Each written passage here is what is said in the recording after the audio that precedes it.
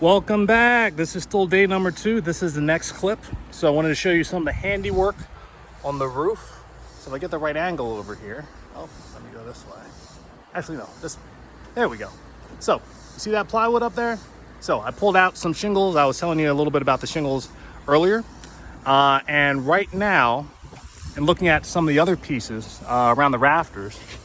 So these are rafter tails. I can get there, right? Everything that's jutting out here is a rafter tail.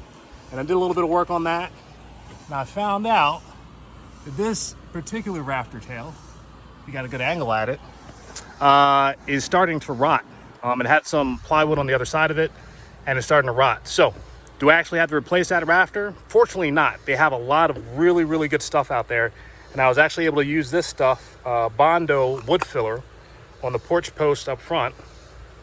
I'm not sure if you remember one of those earlier videos for the porch posts that started rotting out.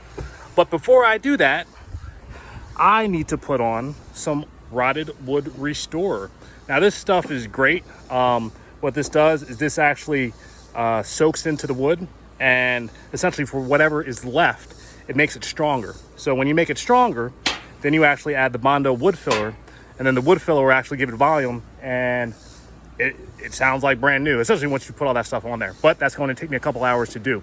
So that's probably the last piece of work that I can actually do today before I have to do other activities. But I have one more day left after this. I heard it was supposed to rain on Wednesday. Today is Monday. So I have to work to cram everything in because my goal is to finish this project before it rains. So wish me luck. All right, I'll keep you updated as far as what comes next. All right, see you on the next clip. Bye.